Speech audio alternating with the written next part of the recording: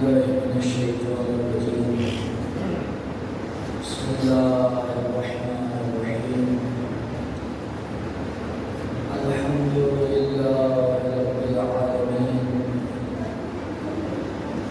بارئ الخلائق أجمعين فاطر السماوات والأرضين باعث الأنبياء والمرسلين ثم الصلاة والسلام والتحية والإكرام على سيدنا ومولانا أبي القاسم المصطفى محمد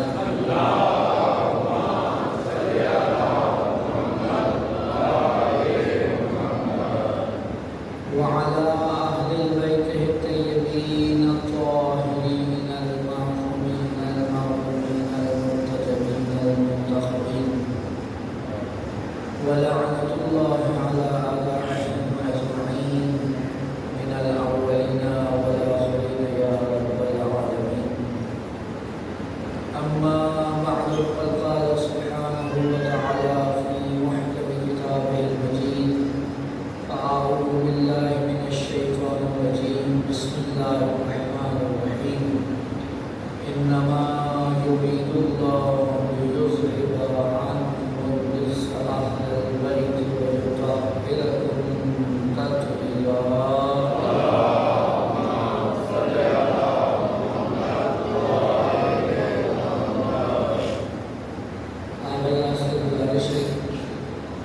جتنے بھی مومنین و مومنات اس دار فانی سے گزر چکے ان کے جو مرحومین ہیں ان کے لیے اور جو مومنین ان مجالس میں شرکت فرما رہے ہیں بالخصوص وہ کہ جن کی جانب سے تبرک کا انتظام کیا جاتا ہے ان کے مومنین کے لیے ایک مرتبہ سورہ حمد کی مرتبہ سورہ اخلاص کی تلاوت ہے.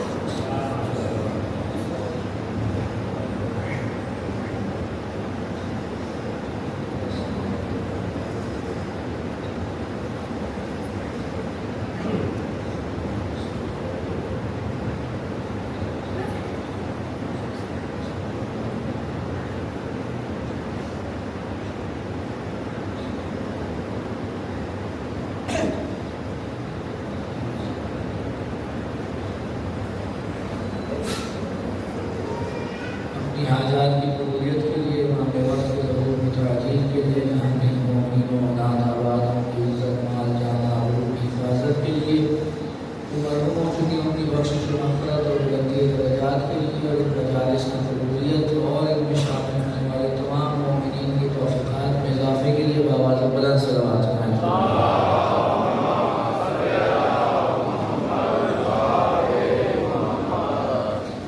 عزیزان محترم سلسلہ گفتگو کی آج چھٹی نشست ہے اور موضوع جو آپ کے سامنے پیش کرنے کی سعادت حاصل ہو رہی ہے وہ مقام منظر اہل بیت در نہج البلاغہ ہے. گو کہ آج چھٹا دن ہے لیکن ابھی تیسرا ہی فقرہ میرے مولا کا اسی پہ گفتگو چل رہی ہے. میرے مولا فرماتے ہیں کہ نحن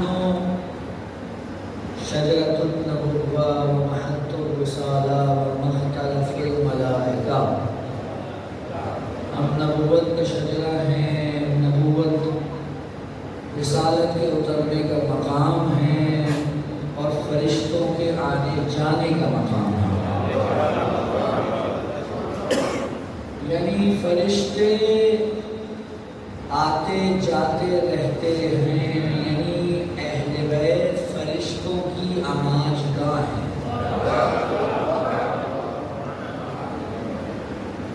آغاز گفتگو میں آج چاہتا ہوں کہ جس قدر ہو سکے اسی فکرے پہ گفتگو مرکوز رہے. جب بھی ہم بات فرشتوں کی کرتے ہیں، اب آج چھٹا دن ہو گیا ہے، کچھ نہ کچھ میں آپ کے مزاج سے واقف ہو گیا ہوں اور کچھ نہ کچھ آپ بھی ہو گئے ہوں گے.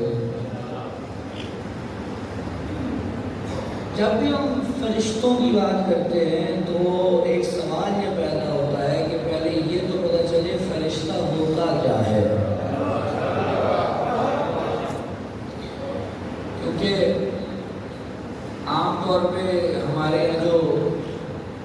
پینٹرز موجود ہیں جو تصویریں بناتے ہیں، مصور،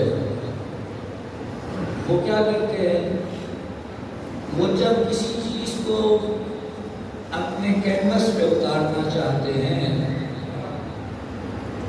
تو اس کو اسی طرح بناتے ہیں جو چیزیں انہوں نے پہلے دیکھ رکھی ہوتی ہیں۔ مثال کے طور پہ رسول معراج پہ کس پہ گئے تھے؟ براق پہ۔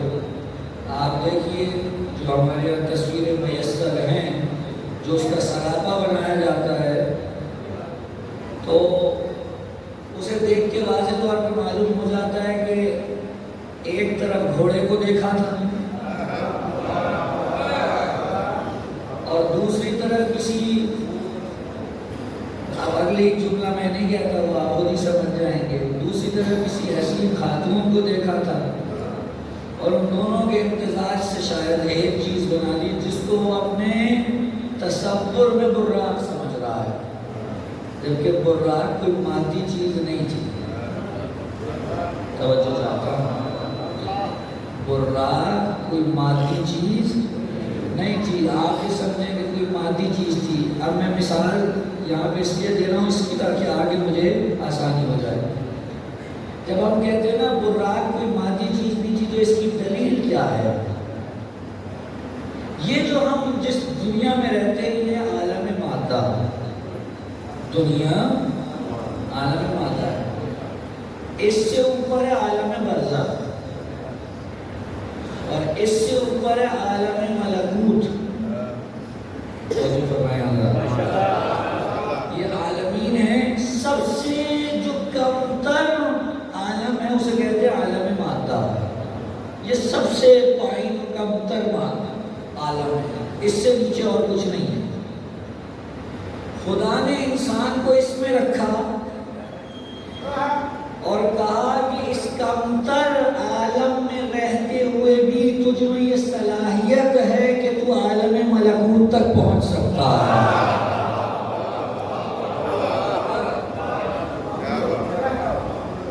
یہاں رہتے ہوئے بھی تجھ میں یہ صلاحیت رکھی ہے کہ تو عالم ملکوت تک دسترس حاصل کر سکتا ہے۔ پروردگار تو کروں کیا ایسا کہ جو عالم مادہ میں رہتے ہوئے عالم ملکوت تک دسترس حاصل ہو؟ جناب امیر المؤمنین علی ابن ابی طالب علیہ السلام۔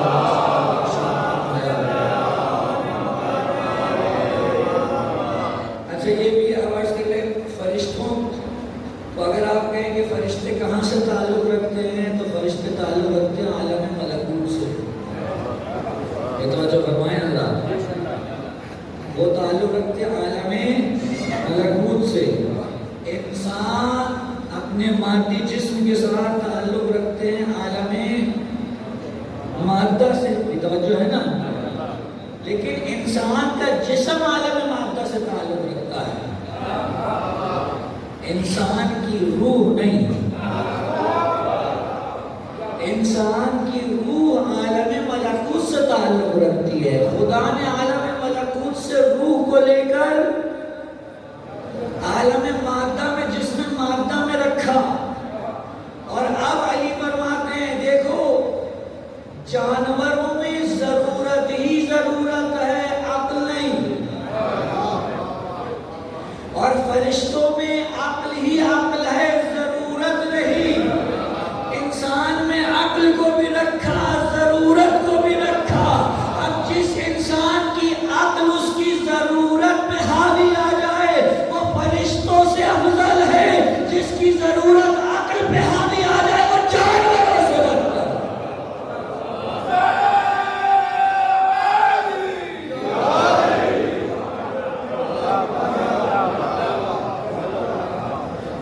انسان میں دونوں صلاحیتیں۔ آپ نے کبھی نہیں سنا ہوگا کہ فرشتے کو کھانے کی ضرورت پڑی ہو۔ فرشتوں کو نہ کھانے کی ضرورت ہے، نہ پینے کی ضرورت ہے، نہ زوجہ کی ضرورت ہے، نہ بچوں کی ضرورت ہے، نہ سونے کی ضرورت ہے، نہ گھومنے کی ضرورت ہے، نہ پھرنے کی ضرورت ہے۔ انہیں جس چیز کے لیے خلق کیا گیا وہ بس اس کے لیے ہے. توجہ، یہ عجیب مرحلہ ہے. جس فرشتے کو خدا نے سجدے کے لیے خلق کر دیا وہ سجدے میں ہے، جسے رکوع کے لیے کر دیا وہ رکوع میں ہے، جسے وحی لانے کے لیے معین کیا اس کی وہی ڈیوٹی تھی. توجہ فرما رہے ہیں یا نہیں؟ فرشتوں کے اندر ایک اور بھی چیز ہے. اب آپ بات آ گئی ہے تو میں عرض کر دوں، فرشتوں کے اندر مراتب طے نہیں ہوتے، مرتبے ان کے یہاں نہیں پائے جاتے. جو جس مرتبے پہ ہے وہ اسی پہ ہے. یہ نہیں ہے کہ کچھ عرصے کے بعد اوپر چلا جائے گا، نا، جو جہاں ہے وہ وہیں رکا ہوا ہے. یہ پوری کائنات میں خدا نے لطف فقط انسان پہ کیا ہے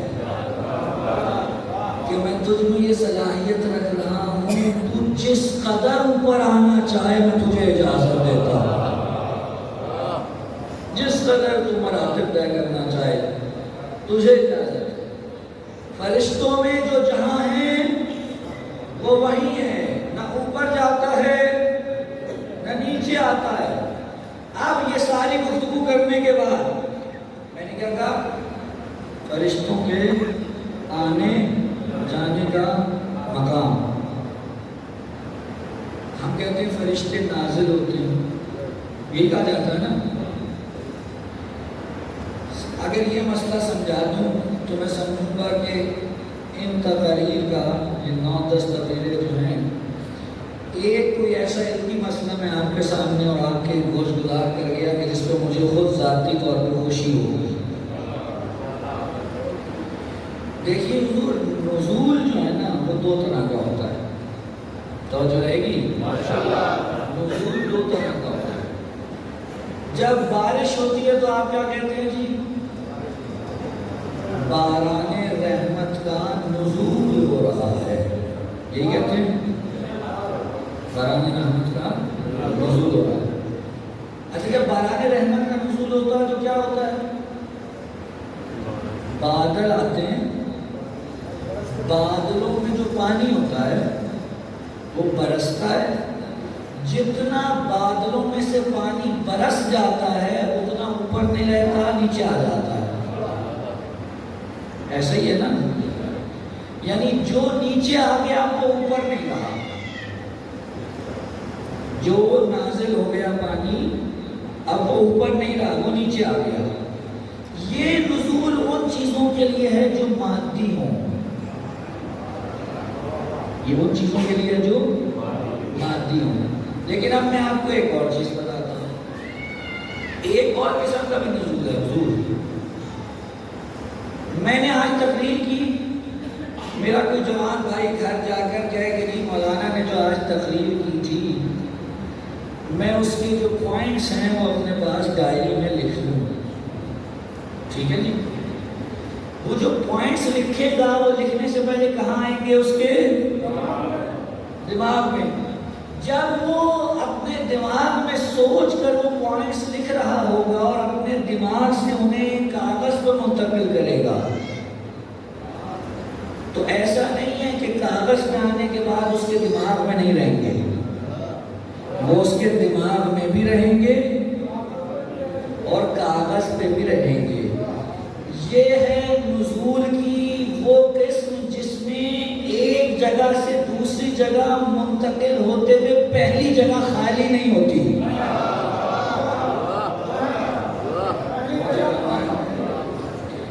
پہلی قسم میں جب کوئی چیز اوپر سے نیچے آتی ہے تو جو اوپر کا مرحلہ وہ خالی ہو گیا، بارش بادل سے برسی، بادل خالی ہو گیا، پانی نیچے آ گیا.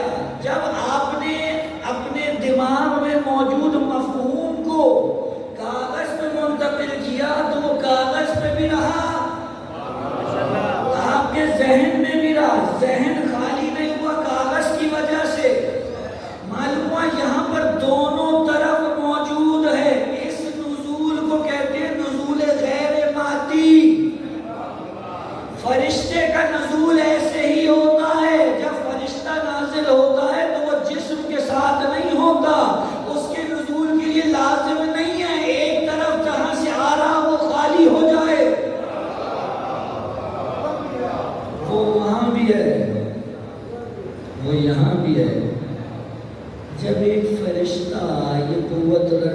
سکتا ہے کہ وہاں بھی ہو یہاں بھی ہو، تو پھر ایک علی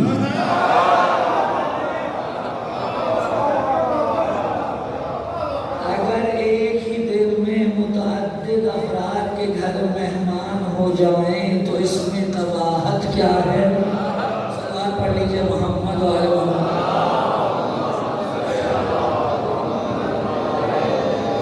بات واضح ہو رہی ہے جناب؟ تو میں عرض کر رہا ہوں امیر المومنین نے کیا فرمایا؟ ہم فرشتوں کی رفت و آمد کا مقام ہے۔ اب حضور توجہ چاہوں گا، یہ جو فرشتے ہیں، یہ جو اہل بیت کے پاس آتے ہیں، اب یہ تو طے ہو گیا۔ اب علم کلام میں جو تعریف کی جاتی ہے فرشتے کی، میرے سامنے دیگر تعریفیں بھی ہیں، لیکن ابھی سے کوئی بیان کر رہا ہوں کیونکہ اگر دوسری طرف جائیں گے تو بحث بہت پھیل جائے گی۔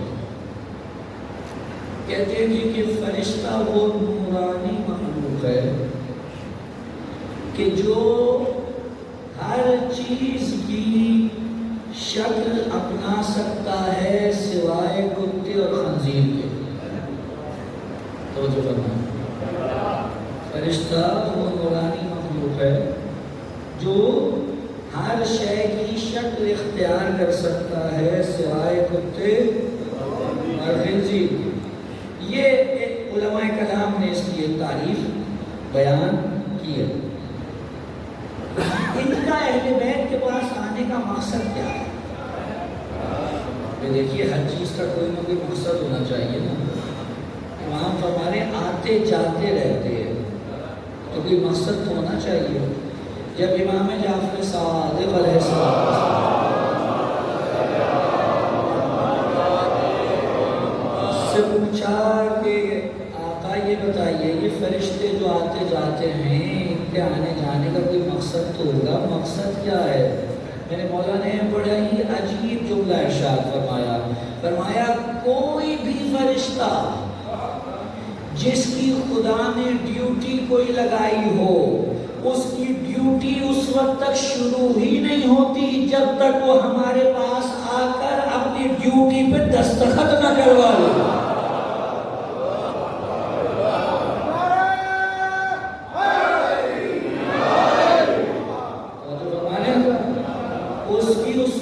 نوکری ڈیوٹی شروع ہی نہیں ہوتی۔ اور دیکھیے نا حضور ہونا تو یہی چاہیے۔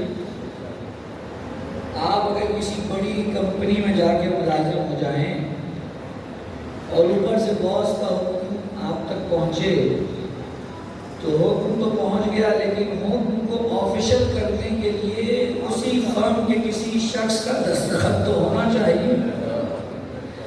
اہل بیت کے جو احکامات فرشتوں کو حاصل ہوئے ہیں ان کو حتمی شکل دینے کے لیے فرشتے اہل بیت کی خدمت میں حاضر ہوتے ہیں۔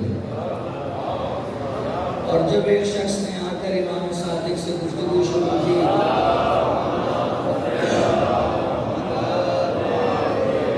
اور گفتگو کچھ اس متعلق تھی کہ آقا جو آپ حضرات کی امامت کا عقیدہ نہیں رکھتے وہ آج کل ہم سے بہت بحث مباحثہ کر رہے ہیں۔ امام نے کہا کہ اگر وہ تم سے بحث کرتے ہیں تو تم انہیں کیا جواب دیتے ہو؟ کہا یہ بات ہوتی ہے یہ بات ہوتی ہے۔ کہا مولا پریشان ہو گئے ہم۔ کہا پریشان کیوں ہوتے؟ جب تک قرآن میں سورہ قدر موجود ہے تمہیں پریشان ہونے کی ضرورت ہی نہیں ہے۔ کہا کیا مطلب؟ کہ جب بھی تم سے کوئی امامت کے بابت سوال کرے تو تم اس سے پوچھو کہ سورہ قدر کے کیا مفہوم مفاہیم ہیں، تو کہا کہ سورہ قدر یہ بتاتی ہے کہ ایک ایسی رات ہے جو قدر والی ہے، اور تم کیا جانو وہ رات کیا ہے؟ اس کی ایک صفت یہ ہے کہ اس میں ملائکہ اور روح نازل ہوتے ہیں۔ تو جو فرمایا تھا کسی بھی مسلمان سے پوچھئے کہ حضور شب قدر کی فضیلت کس وجہ سے ہے، تو وہ جواب میں کہے گا کہ اس رات میں قرآن نازل ہوا۔ یعنی قرآن کا نزول اس رات کی فضیلت ہے، اور قرآن کے نزول نے اس رات کو قدر والی رات بنا دیا۔ تو پھر ہمیں حق پہنچتا ہے کہ ہم پوچھیں، اگر کسی رات میں قرآن نازل ہو جائے تو وہ رات عام راتوں جیسی نہ رہے، تو جس گھر میں قرآن نازل ہوا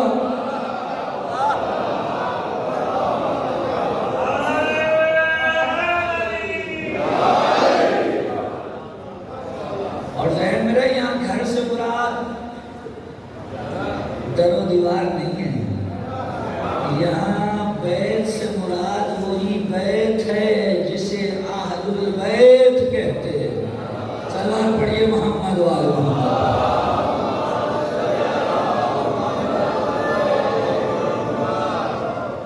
دیکھیے نا، قرآن کے نزول نے رات کو ایسی قدر بخش دی کہ شب قدر ہو گئی۔ تو پھر اہل بیت کہ جس گھر میں وہ قرآن نازل ہوا، کہا آقا نے یہ بتاؤ کہ تم سے کیا بحث کرتے ہو؟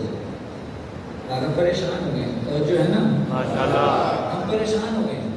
تو پریشان نہ ہو، جب تک سورہ قدر موجود ہے پریشان نہیں ہو۔ امام نے کہا جب یہ اس آیت میں پہنچے کہ تنزل الملائکۃ والروح فیہا بإذن ربہم من کل امر، اس رات میں فرشتے اور روح اذن پروردگار کے ساتھ نازل ہوتے ہیں۔ اور یہ ذہن میں رکھیے گا، اس میں جو ملائکہ ہے نا، توجہ فرمائیں، اس پر بھی الف لام ہے۔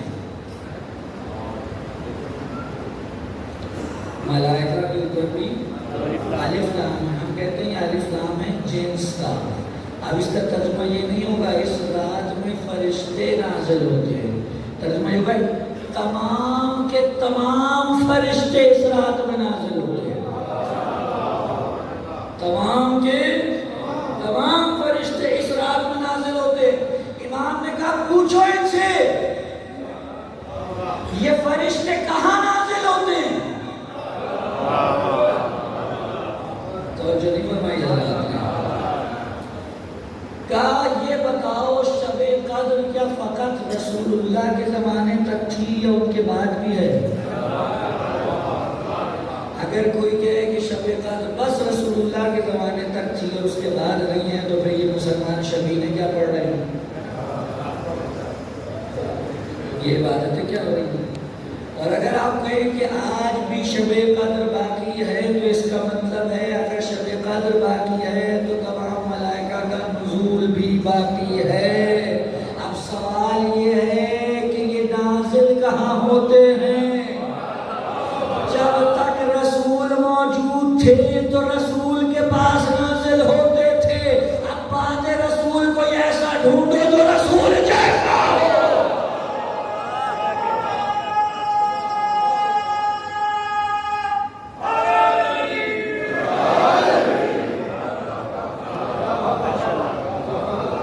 کیا سمندروں پہ نازل ہو رہے ہیں؟ کیا پہاڑوں پہ نازل ہو رہے ہیں؟ ہمارے ہاں علماء فلاسفہ ایک بات کہتے ہیں دو چیزوں کے اندر تناسب ہونا چاہیے۔ اگر تناسب نہ ہو، مناسبت نہیں، تناسب، اگر تناسب نہ ہو تو وہ دو چیزیں ایک دوسرے کے ساتھ جڑ نہیں سکتی۔ فرشتہ نازل کروانے کے لیے ایک تناسب کی ضرورت ہے، یہ ہر کس اور ناقص کی دسترس میں نہیں ہے۔ آپ کہیں کہ کسی پہ بھی فرشتہ نازل ہو جائے گا۔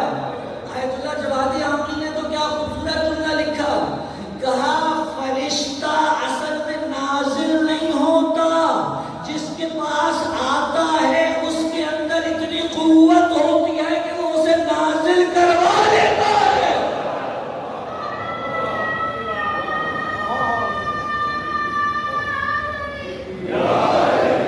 ہر ایک کی دسترس نہیں ہے کہ فرشتے کو نازل کروا دے۔ آپ جائیے، مسلمانوں کا عقیدہ ہے، ان کی ایک اصطلاح مستعمل ہے، چاہے شیعہ ہو یا سنی، کہتے ہیں جناب کچھ افراد ایسے ہیں جو فرشتوں سے ہم کلام ہوتے سکتے ہیں اور ہو سکتے ہیں. تو جو ہے جو فرشتوں سے ہم کلاموں سے کہتے ہیں محدث، محدث نہیں محدث، یعنی جس سے فرشتے بات چیت کرتے ہوں اسے کہتے ہیں محدث. صدیقہ طاہرہ کے القاب میں سے ایک ہے محدثہ. جو ہے نہیں ہے، صدیقہ طاہرہ سلام اللہ علیہ کے القاب میں سے ایک ہے محدثہ. چاہیے القافی کی کتاب حجت اٹھا لیجئے، واضح طور پہ روایات موجود ہیں. جب رسول اللہ اس دنیا سے تشریف لے گئے اور بی بی پہ غم کا بڑا پہاڑ ٹوٹا، خدا نے کہا اے جبرائیل تمہارا کام وہی لے جانا تھا جو تمام ہوا، لیکن آج سے ہم تمہیں ایک نئی ڈیوٹی سونپ رہے ہیں. جاؤ فاطمہ کے پاس اور جا کر میری فاطمہ کا دل بہلاؤ، اور جا کر فاطمہ سے ان کے بابا کی تعزیت کرو. توجہ ہے کہ نہیں ہے؟ آپ جناب امیر کہتے ہیں، جناب امیر فرماتے ہیں فرشتے آتے تھے جبرائیل کے ساتھ جناب سیدہ کی خدمت میں، بی بی ان سے گفتگو فرماتی تھی. جو گفتگو فاطمہ اور جبرائیل کے درمیان ہوتی تھی علی اسے بیٹھ کر لکھا کرتے تھے، اور جب وہ لکھا ہوا مکمل ہوا تو وہ بنا صحیفہ فاطمہ. اور جو ہے کہ نہیں ہے، وہ بنا صحیفہ فاطمہ. اور اب جب ائمہ سے، امام صادق سے، امام باقر سے، امام موسیٰ کاظم سے، امام رضا علیہ السلام سے پوچھا گیا آقا آپ کے پاس کتنا علم ہے، یہ علم آپ تک آیا کیسے ہے؟ تو میرے مولا نے اپنی چھاتی پہ ہاتھ رکھ کر فخر سے کہا ارے تمہیں کیا معلوم، ہمارے پاس ہماری دادی زہرا کا صحیفہ ہے.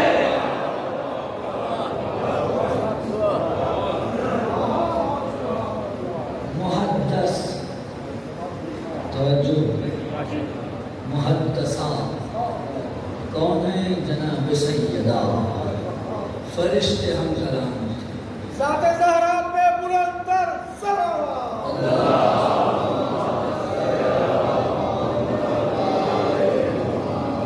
عام لوگ سمجھنا، اچھا اس پہ بھی بڑی مصیبت ہے. ابھی مجھے یاد ہے کچھ عرصہ پہلے ایک صاحب تھے وہ فرما رہے تھے کہ یہ جو شیعہ ہے نا، تو جو ہے یہ جو شیعہ ہے نا یہ مسلمان نہیں ہو سکتے. کیوں؟ کہ یہ بعد رسول اپنے اماموں کے لیے فرشتوں کے نزول کے قائل ہیں، جبکہ فرشتوں کے نزول تو رسول اللہ پہ ختم ہو گیا. عجیب لوگ ہیں یہ جو آپ کے گھروں سے لوگوں کو اٹھا اٹھا کے لے جا رہا ہے ملک الموت.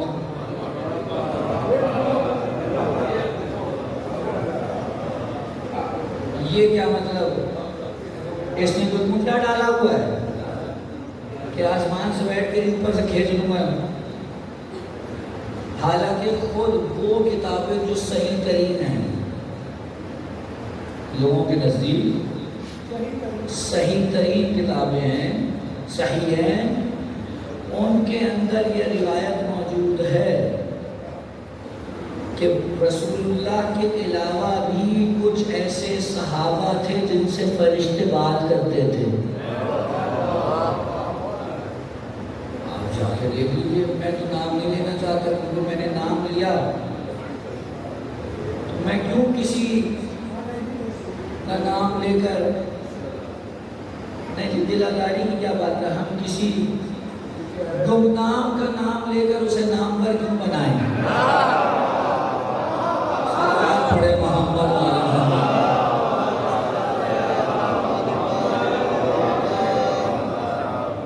ٹھیک ہے جی، موجود ہے.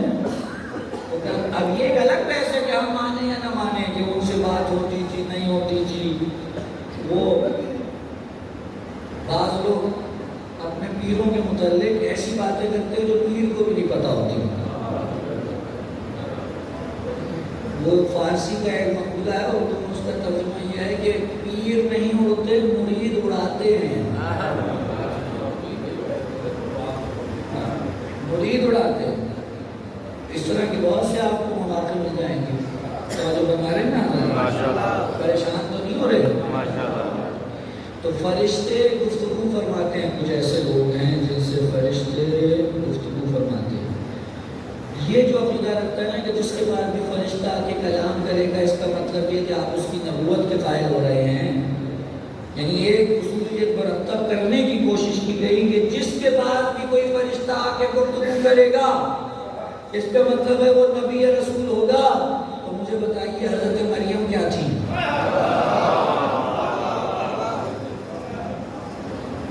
حضرت مریم کیا تھی؟ قرآن کہہ رہا ہے ان کے بارے میں کہ فرشتے آتے ہیں، ان سے گفتگو فرماتے ہیں. فرشتہ کہتا ہے اللہ تمہیں ایک بیٹا دینا چاہتا ہے، اور مریم تو کہتی ہیں کہ مجھے تو آج تک کسی نے چھوا تک نہیں ہے. تو حضرت جبرائیل کہتے ہیں کہ یہ اللہ اپنی قدرت کاملہ سے تمہیں دینا چاہتا ہے. یہ گفتگو جو جبرائیل اور حضرت مریم کے درمیان ہو رہی ہے کہ اس گفتگو کی وجہ سے حضرت مریم نبیہ یا رسول بنی، تو پھر حضرت زہرا کیسے نبی اور رسول بنی؟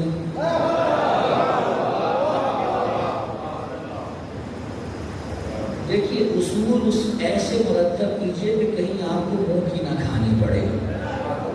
ہمیشہ اصول ایسے مرتب کیجئے.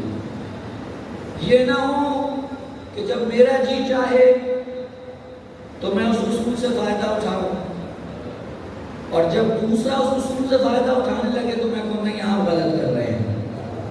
یہ دوگلی پالیسی درست نہیں ہوتی. صلوات پڑھ لیجیے محمد.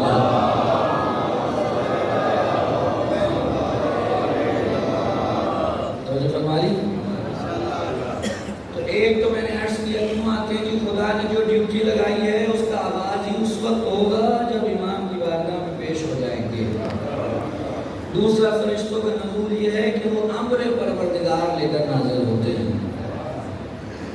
سورہ قدر کہہ رہی ہے نا امر پروردگار لے کر. آج کہاں نازل ہو رہے ہیں؟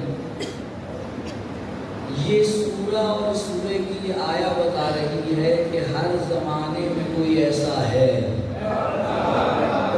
جس میں فرشتے امر خدا لے کر نازل ہو رہے ہیں. اب جہاں امر خدا آئے گا وہی اولے الامر ہوگا.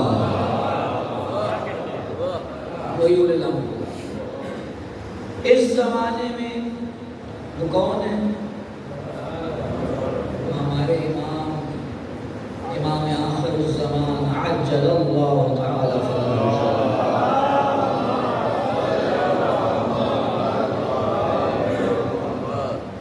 ایک شخص نے آگے کہا امام سے، غالباً چھٹے امام سے یا پانچویں، ان دو میں سے کسی ایک سے کہا کہ آقا شب قدر جب ہوتی ہے تو آپ کیا کرتے ہیں؟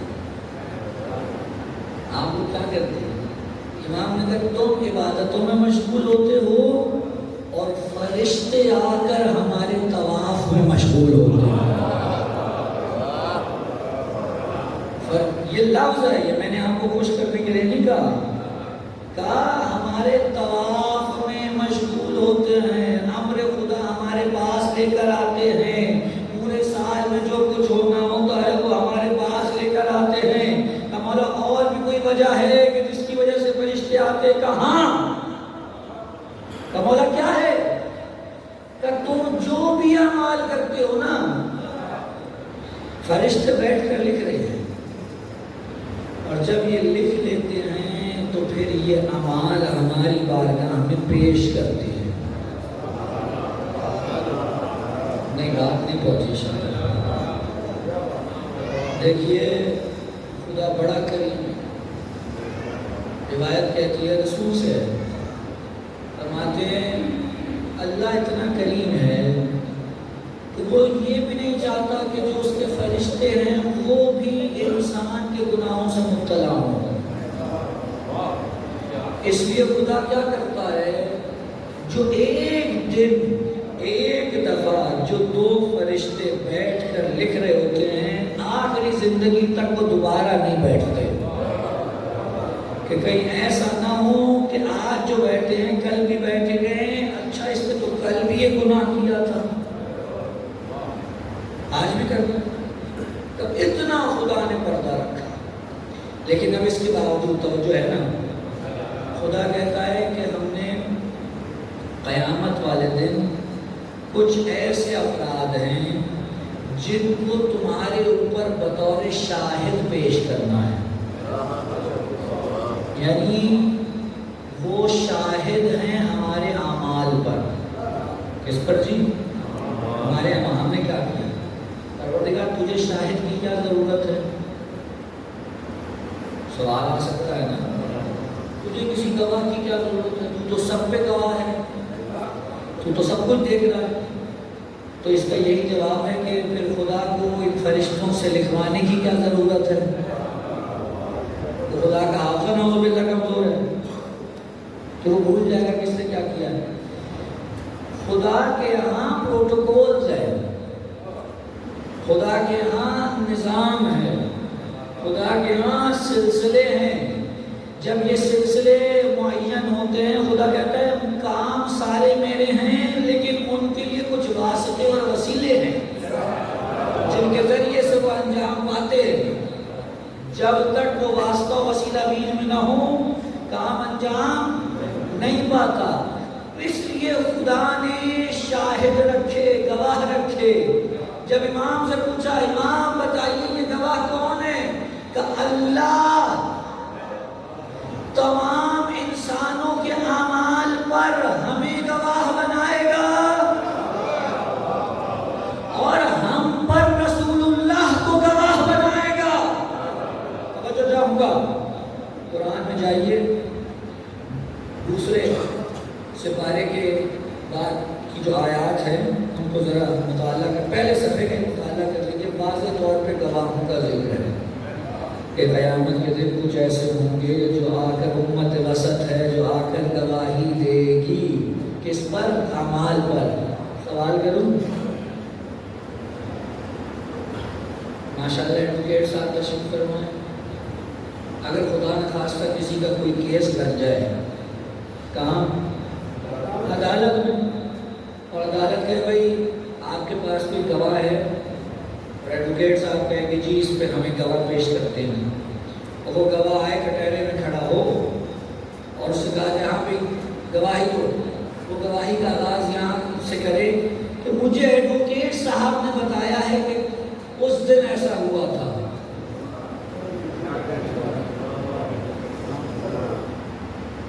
جج کیا کہے گا؟ گواہ کانوں سنا نہیں، آنکھوں دیکھا ہوتا ہے۔ بات نہیں ماری شاید، جس نے کانوں سے سنا ہے ہم اس کی بات نہیں کر رہے، اگر آنکھوں سے دیکھا ہے تو گواہ لاؤ۔ اہل بیت کہہ رہے ہیں ہم اعمال پر گواہ ہیں۔ نہیں، بات نہیں پہنچ رہی ہے۔ ہم کس پہ؟ عام انسانوں کے اعمال پر گواہ ہیں۔ گواہ آنکھوں دیکھا ہوتا ہے۔ کوئی ایک لمحہ بھی میری آپ کی زندگی کا نہیں ہے جو امام کی نظروں سے اوجھل ہو۔ جب تک دیکھے گا نہیں گواہی نہیں دے سکتا۔ جو ہمارے حضرات، ایک بھی لمحہ ایسا نہیں ہے کہ جو امام کی نگاہوں سے اوجھل ہو۔ اگر ساتھ دے تو ایک آگے کی منزل طے کروا دوں۔ ہوتا یہ ہے کہ ہمیں بہت پھوٹ پھوٹ کے قدم رکھنے پڑتے ہیں کہ یہ نہ ہو کہ لوگ اس سے اپنے تئیں مطلب لے کے اٹھ جائیں۔ اچھا حضور، اعمال پہ گواہی، عمل دو چیزوں میں منحصر ہوتا ہے، ایک ظاہر، ایک باطن۔ کوئی شخص یہاں کے نماز پڑھ رہا ہے مسجد میں، ٹھیک ہے جی، اب ظاہر میں تو نماز پڑھ رہا ہے، لیکن باطن میں نیت کیا ہے یہ کسے معلوم ہے؟ وہ ایک لطیفہ سا ہے کہ ایک شخص تھا وہ نماز پڑھ رہا تھا، تو دو لوگ آئے اور ساتھ بیٹھ گئے، تو اس نے بڑی ہی اچھی آواز میں قرأت شروع کی۔ جو ساتھ بیٹھے تھے انہوں نے آپس میں گفتگو شروع کیا کہ بڑی خوبصورت قرأت کرتا ہے، کتنا اچھا قرآن پڑھ رہا ہے، کتنی اچھی قرأت سے نماز پڑھ رہا ہے۔ اس کے لہن میں اور اضافہ ہوا، یار اب تو اور اچھا، دوسری رکعت پہلی رکعت سے بہتر ہے۔ اس نے اور جھوم جھوم کے پڑھنا شروع کیا۔ جب تعریفیں زیادہ ہو گئیں تو بیچ نماز میں اس سے رہا نہ گیا، اس نے فوراً پلٹ کے کہا بھائی دیکھو میں روزے سے بھی ہوں، تعریف کرنی ہے تو پوری کرو، روزے سے بھی ہوں۔ عرض کرنے کا مطلب یہ ہے کہ ظاہر میں جو عمل ہو رہا ہے وہ تو دکھ رہا ہے، لیکن باطن میں جو نیت ہے وہ کیا ہے یہ تو کسی کو نہیں معلوم نا، توجہ ہے کہ نہیں ہے؟ اور عمل کی جزا ظاہر پہ نہیں ملتی، نیت پہ ملتی ہے۔ یہ توجہ فرمائیں، عمل کی نیت جزا نیت پہ ملتی ہے، ظاہر پہ نہیں ملتی۔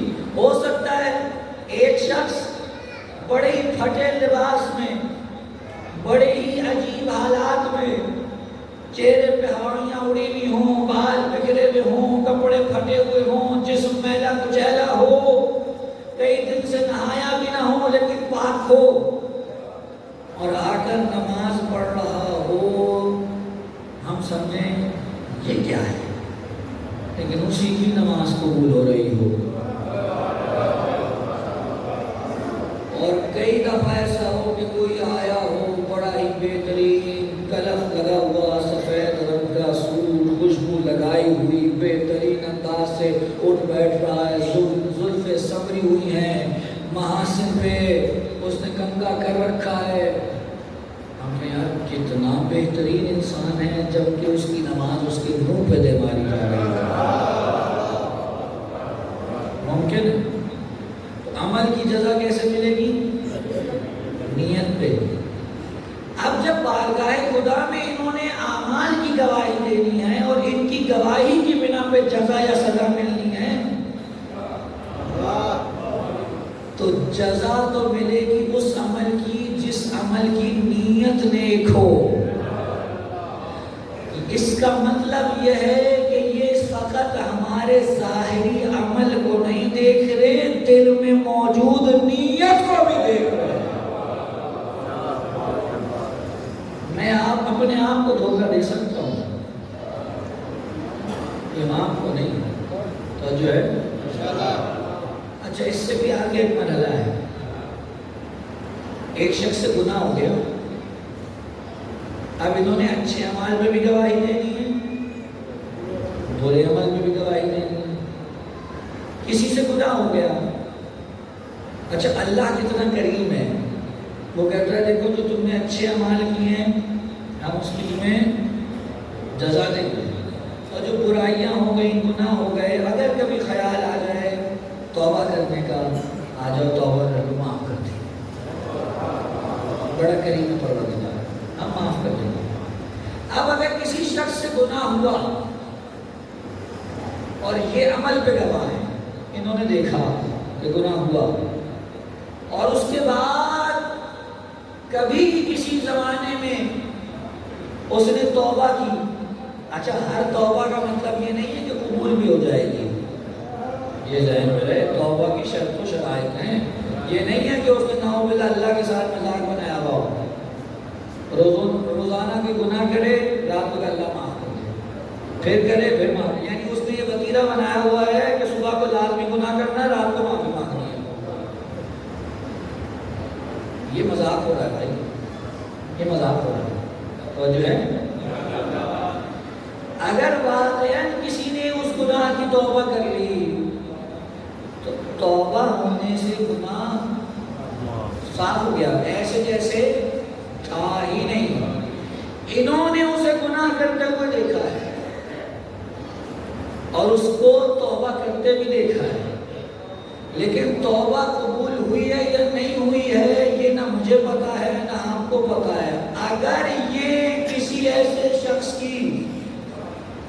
گناہ کی گواہی دے دے جس کی توبہ قبول ہو گئی ہے،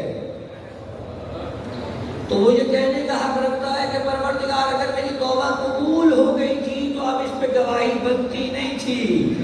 اس کا مطلب یہ ہے کہ ان کی نگاہیں اس قدر تیز ہیں کہ بارگاہ خدا میں جس کی توبہ قبول ہو رہی ہے یہ اسے بھی دیکھ رہے ہیں۔ آپ گواہی نہیں دیں گے ہم اس پر؟ یہ ہو گیا دوسرا مرحلہ۔ ایک اور بات کروں، وقت ہو گیا تھا۔ حضور اس روایت کو شیخ عباس قمی نے سفینۃ البحار میں لکھا ہے، کہا فرشتوں کا اہل بیت سے ایک اور بھی رشتہ ہے، اور وہ رشتہ یہ ہے کہ فرشتے اہل بیت کے شاگرد ہیں۔ اہل بیت استاد ہیں، یہ شاگرد ہیں۔ کہا وہ کیسے؟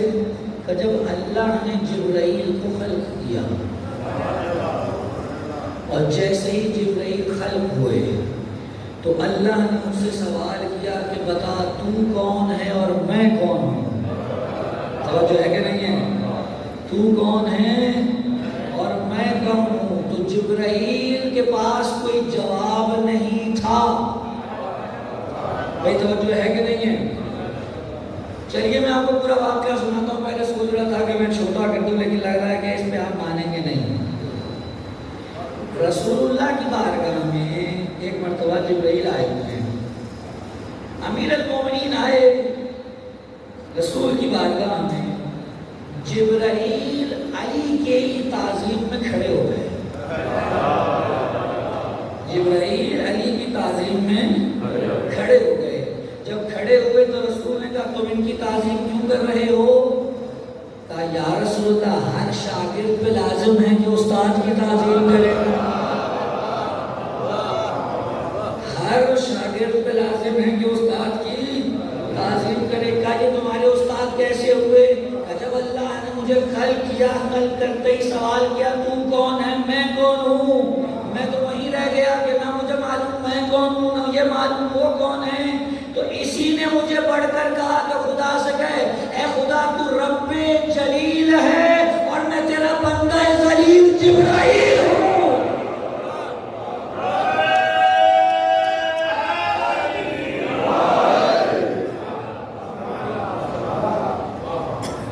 انہوں نے مجھے تعلیم کیا جو فرشتوں کو نہیں جملہ کہنے دیجیے، جو فرشتوں کو ان کی نام کے ساتھ ان کا تشخص عطا کرے اسے علی کہتے ہیں۔ جو فرشتوں کو ان کی پہچان عطا کرے اسے علی کہتے ہیں۔ یہ رابطہ ہے فرشتوں کا اہل بیت کے ساتھ۔ امام حسین جب کربلا کی طرف جا رہے تھے تو رستے میں ایک شخص ملا، گفتگو ہوئی۔ امام حسین نے ایک جملہ کہا کہ بھائی تو ابھی مدینے میں نہیں ہے،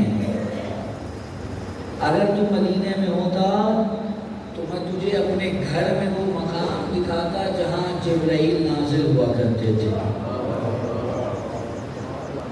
جہاں جبرائیل میرے نانا پر نازل ہوا کرتے تھے، میرے نانا پہ وحی لایا کرتے تھے۔ فرشتوں کا ہمیشہ سے تعلق ہے، ہمیشہ رہے گا۔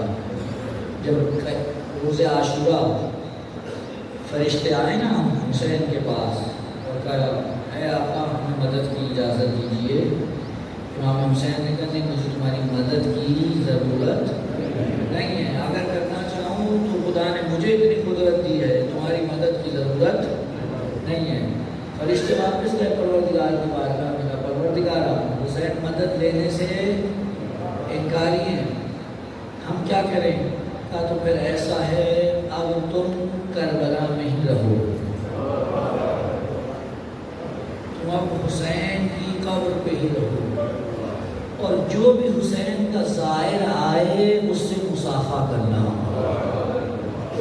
کامل زیارت میں روایت موجود ہے، جو حسین کا زائر آئے اس سے مصافحہ کرنا۔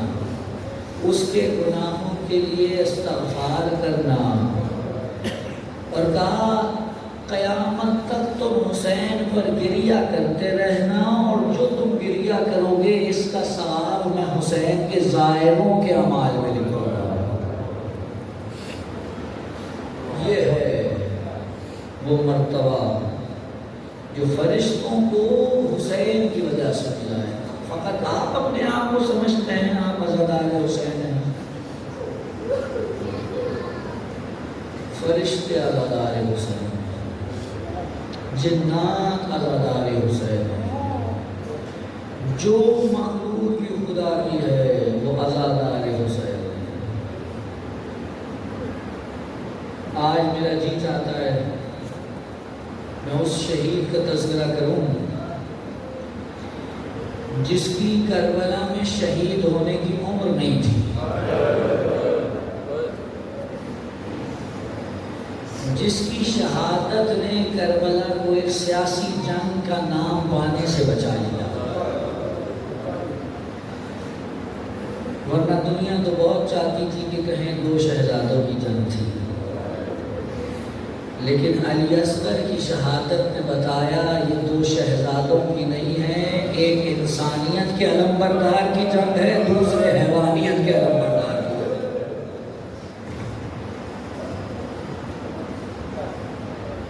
عزادارو، میں ذاکرین سے ایک جملہ سنا کرتا تھا اپنی نوجوانی سے، اور وہ جملہ یہ تھا کہ علی اصغر کی شہادت پر وہی حسین کی کیفیت محسوس کر سکتا ہے جو خود صاحب اولاد ہو۔ یقین کیجیے 5-6 سال تک یہ جملہ میں سنتا تھا، لیکن اس جملے کی قوت کا مجھے احساس نہیں ہوتا تھا۔ جب خود صاحب اولاد ہوا اور اپنے بیٹے کے دنیا میں آنے کے بعد پہلی مرتبہ میں نے علی اصغر کی شہادت پڑھی، تو مجھے احساس ہوا کہ حسین کے دل پہ کیا گزری ہوگی۔ عزادارو، علی اصغر 6 مہینے کے، مجھے بتائیں نا کون ہے ایسا کہ جو 6 مہینے کے بچے کو بھی نہ بخشے۔ جب سب شہید ہو چکے نا تو حسین آئے اور آ کر کہنے لگے کیا کوئی ہے جو حسین کی مدد کرے؟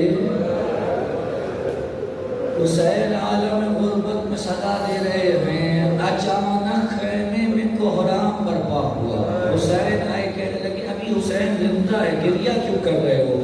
کہ آقا جہاں آپ نے صدائے استغاثہ بلند کی اس بچے نے خود کو زمین پہ گرا۔ یہ جملہ سنا، آقا نے کہا لاؤ رباب اپنا بچہ مجھے دو، ہو سکتا ہے میں پانی کی کوئی سبیل کروں۔ عزادارو، علی اصغر کو حسین خیمے سے لے کے باہر آ رہے ہیں، واحد کہتی ہے دھوپ بڑی تیز تھی، امام حسین نے اپنی ابا کا دامن اٹھایا اور علی اصغر پہ ڈال دیا، اور اب لشکر اشقیاء کو نہیں پتا کہ حسین کی گود میں کیا ہے۔ جب حسین آگے چلتے ہوئے آئے کچھ دکھائی نہیں دیا نا، تو لشکر اشقیاء کہنے لگا لگتا ہے حسین کے پاس کوئی نہیں بچا، حسین قرآن لے آئے ہیں۔ سامنے پہنچ کر جب حسین نے ابا کا دامن ہٹایا تو ایک چھوٹا سا بچہ، آپ جانتے ہیں کتنے پیاسے تھے علی اصغر؟ علماء ایک تمثیل بیان کرتے ہیں، کہتے ہیں کبھی مچھلی کو اگر پانی سے نکال دیا جائے نا تو پہلے وہ تڑپتی ہے، تڑپنے کے بعد وہ منہ کھولتی ہے اور بند کرتی ہے، پھر اس کے بعد جب اس کی بھی طاقت نہیں رہتی تو بس آنکھیں کھولتی ہے اور بند کرتی ہے۔ علی اصغر بس آنکھیں بند کرتے ہیں اور کھولتے ہیں، بند کرتے ہیں کھولتے ہیں۔ اجرکم اللہ۔ عزادارو، علی اصغر بڑے پیاسے ہیں۔ حسین نے کہا اے لشکر اشقیاء، اگر تم سمجھتے ہو کہ میں تمہارا گناہ گار ہوں تو اس بچے نے تمہارا کیا بگاڑا ہے؟ یہ بچہ 3 دن سے پیاسا ہے، اگر کسی کے پاس ذرا سا پانی ہو تو 2 گھونٹ پانی پلا دو۔ حسین حجت تمام کر رہے ہیں۔ حضرت ہارون خدا کی قسم، حسین کے جسم پہ جتنے تیر لگے نا، ان سب کے داغ ایک طرف، اور جو لشکر اشقیاء نے تانے مارے ان سب کے زخم ایک طرف۔ ایک لئی نے آگے بڑھ کے کہا اچھا حسین بچے کے بہانے سے خود پانی پینا چاہتے ہو؟ اب حسین کیا کریں؟ اچھا تمہیں حسین پہ یقین نہیں ہے؟ کل لو میں علی اصغر کو لٹائے دیتا ہوں۔ علی اصغر کو جلتی ریت پر حسین نے لٹا دیا، کہا آؤ میں پیچھے جاتا ہوں تم خود آ کر پانی پلا دو۔ عزادارو ابھی بھی کسی کے دل میں کوئی رحم نہیں آیا، کہا علی اصغر تم حجت خدا کے بیٹے ہو، حجت تمام کرو۔ عزادارو علی اصغر نے سوکھی زبان ہونٹوں پہ پھیرنا شروع کی، وہاں لشکر اعظم میں کوہرام برپا ہو گیا۔ لشکر اشقیاء منہ موڑ موڑ کے رونا شروع ہوا۔ ایک مرتبہ حسین نے علی اصغر کو گود میں اٹھایا، جب اتنا کوہرام برپا ہوا کہ آوازیں بلند ہوئی، ابن سعد نے کہا شیم حسین کے کلام کو قطع کر دے۔ اس لعین نے چلے میں تیر رکھا، کون سا تیر؟ سیشوا تیر، جس کے 3 منہ ہوتے ہیں۔ عرب میں گھوڑے کو مارنے کے لیے تیر استعمال کرتے۔ عزادارو اس نے چلے میں تیر رکھا، چلانا چاہا، تیر چھٹ کے گر گیا، پھر اٹھایا پھر گر گیا۔ جب کئی مرتبہ ایسا ہو گیا تو ابن سعد کہنے لگا اے حرملا، پورے کوفے میں تجھ سے بہتر تیر انداز کوئی نہیں، یہ کیا کر رہا ہے؟ اٹھا تیر چلا۔ کہا کیا کروں، جب بھی تیر اٹھاتا ہوں خیمے گاہ سے کوئی بی بی آ جاتی ہے، اس کے سر پہ قرآن وہ کہتی ہے اے لعین اپنا تیر دے، میرا ضمیر دے۔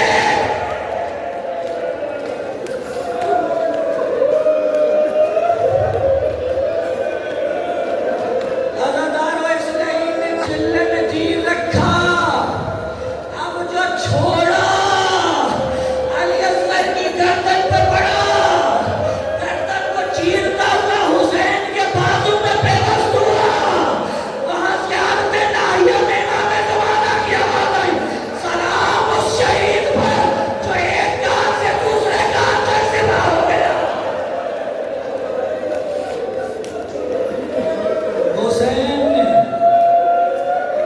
حسین نے چلو میں خون لیا۔ حسین چاہتے ہیں کہ آسمان کی طرف پھینکے، زمین پہ پھینکے، بالآخر حسین نے وہ خون اپنے چہرے پہ ملا۔ عزادارو بڑا مرحلہ ہے۔ علی اصغر کا لاشا بہت بھاری تھا، علی اصغر کا لاشا اٹھانا بھاری تھا۔ میں کہوں گا یا علی، خیبر کا دروازہ اٹھانا آسان تھا، علی اصغر کا لاشا اٹھانا مشکل ہے۔ اب حسین واپس جا رہے ہیں خیمہ گاہ کی طرف، اور ابھی آپ عاشور کے دن اعمال کریں گے، 7 مرتبہ انا للہ کہہ کر آگے جائیں گے، 7 مرتبہ رضت میں قضائی کہہ کے پیچھے آئیں گے۔ یہ حسین نے کیا کب؟ لاشیں صغیر لے کر جا رہے ہیں، کیسے جائیں؟ ایک مرتبہ کہا انا للہ و انا الیہ راجعون، آگے بڑھے، ہمت نہیں ہوئی، پھر کہا رضت میں قضائی و تسلیم علیہ۔ 7 مرتبہ جب حسین یہ کر چکے نا، اب کیسے حسین داخل ہو خیمے میں؟ خیمے کے باہر سے آواز تھی رباب آؤ اپنا بیٹا لے لو۔ آپ جانتے ہیں اگر بڑے گھر سے گئے ہوئے ہوں، گھر لوٹ کے آئیں، آواز آئے نا باپ کی کسی بڑے کی، تو اس سے پہلے کہ کوئی بڑا آئے گھر کے بچے باہر آ جاتے ہیں۔ حسین کی آواز سنی، حسین کی 3 سالہ بچی دوڑ کے آئی، کہ بابا بھیا کو پانی پلا دیا۔ حسین نے کچھ نہیں کہا، جو دامن ابا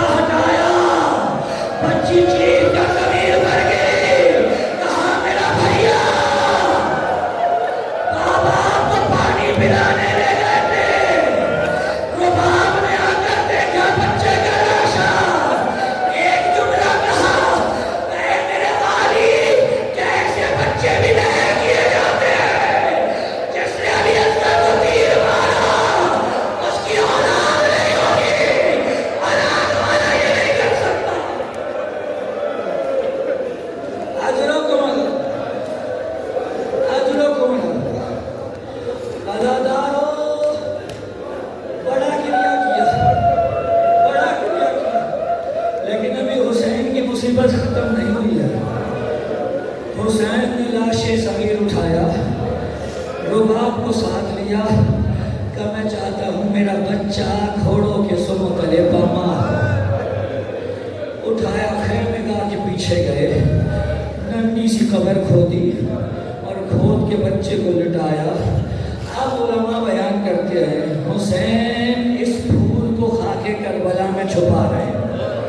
اب جب ریت ڈالنے کا وقت آیا نا، گرم ریت ننھے علی اصغر میں، تو پہلے قدموں پہ ڈالی، پھر سینے پہ ڈالی، اور جب چہرے کی باری آئی نا، حسین نے منہ ایک طرف کیا اور نہیں معلوم کس طرح علی اصغر کے چہرے پہ آگ ڈالی۔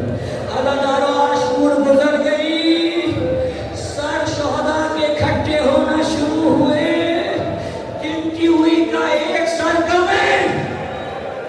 کون سا سر؟ کا وہی سر جو حرملہ نے نشانہ بنایا تھا، وہ بچے کا سر دکھائی نہیں دے رہا۔ ایک دن نے کہا میں نے حسین کو دیکھا تھا لاشا خیموں کے پیچھے لے جاتے ہوئے، کہا حسین نے دفنا دیا ہوگا۔